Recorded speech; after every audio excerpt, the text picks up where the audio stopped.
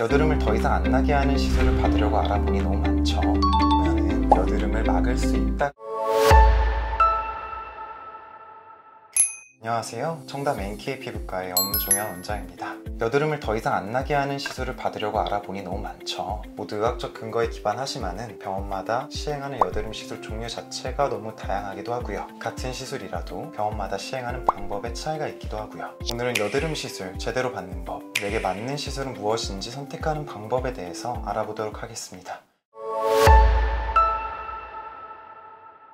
여드름을 안 나게 하는 시술을 이해하려면 여드름이 무엇인지, 왜 발생하는지를 알아야 하겠죠. 여드름이라는 것은 기본적으로 피부에서 피지를 만드는 피지선에 발생하는 염증성 질환입니다. 사춘기 이후 발생하는 호르몬의 변화나 식습관, 생활습관 등에 의해서 피지선에서 피지 생산이 증가하게 되는데요. 증가된 피지가 잘 배출되지 못해서 모공 속에 쌓이면 피지를 먹고 자라는 세균이 증식해서 여드름이 발생하게 되는 거죠. 결론적으로 피지의 분비를 억제해주면은 피지가 배출되지 못하고 피부 안에 고일 일도 없고 피지를 먹고 자라는 여드름균이 자랄 일도 없으니 여드름의 발생을 상당히 막을 수 있는데요. 따라서 여드름 치료에 사용되는 많은 약들과 시술들이 피지 분비 억제에 초점을 맞추고 있습니다. 이런 원리에 기반해서 여드름 발생을 막을 수 있는 효과적인 시술 몇 가지를 소개해 드리려 하는데요. 먼저 플래티넘 PTT입니다. 여드름 발생 억제 효과만 놓고 봤을 때 개인적으로 가장 추천드리는 시술인데요. 플래티넘으로 만든 나노파티클, 즉 미세 입자와 레이저를 이용해서 피지선을 파괴하는 시술입니다. 여드름을 발생시키는 피부 속 피지선은 털과 연결되어 있죠. 그래서 이 모공을 통해 피지선까지 도달할 수 있는 아주 작은 크기, 약 140나노미터 정도 된다고 하는데요. 이 작은 크기로 플래티넘, 즉 백금 입자를 만들어 그것을 담은 앰플을 만든 겁니다. 이 아주 미세한 백금 입자가 담긴 앰플을 피부에 도포를 해주고요. 모공에 잘 들어갈 수 있도록 초음파를 쏴서 밀어 넣어줍니다. 그러면 피지선에 미세 입자가 잘 들어가 있겠죠. 특히 피지를 많이 만들어 여드름을 발생시키는 크고 발달된 피지샘에 더 잘 들어가게 됩니다. 이 상태에서 미세 입자와 반응해서 열을 발생시키는 레이저를 얼굴에 쏴주는 건데요. 이렇게 해서 정상 피부에는 비교적 영향을 주지 않으면서 여드름을 발생시키는 피지선 부위만 선택적으로 65도 이상으로 가열해서 파괴시키는 시술입니다. PTT는 이 시술을 처음 고안해낸 미국 하버드 의과대학에서 발표한 논문을 포함해서 다수의 연구에 기반한 만큼 여드름 치료에 있어서 효과가 상당히 입증되었다고 할 수 있습니다.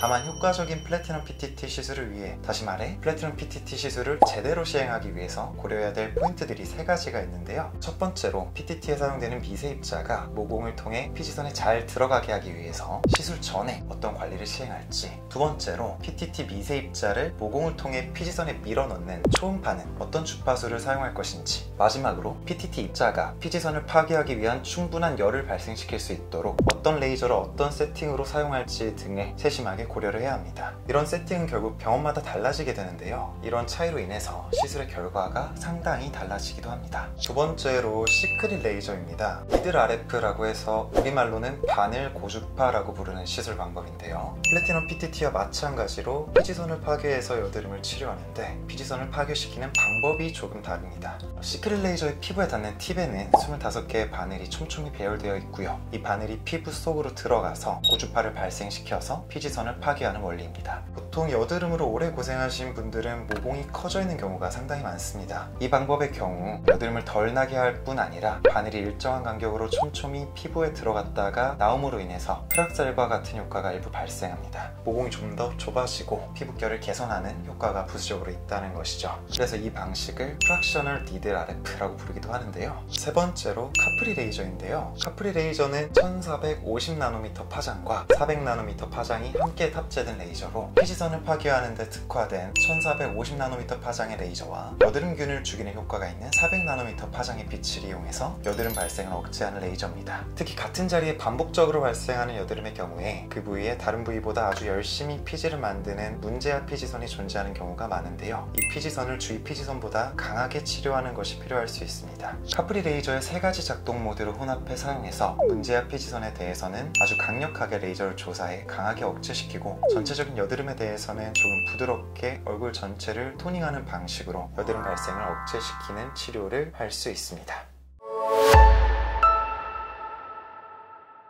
오늘 여드름 발생의 원인과 여드름 시술의 종류 그리고 시술별 차이에 대해서 간단히 정리해드리는 시간을 가졌는데요. 내게 어떤 시술이 잘 맞을지 판단하시는데 도움이 되셨으면 좋겠습니다. 사실 더 말씀드리고 싶은 내용이 많은데요. 영상 길이상 이 정도로 요약하도록 하겠습니다. 이상 여드름 치료의 진심인 청담 NK 피부과의 엄종현 원장이었습니다.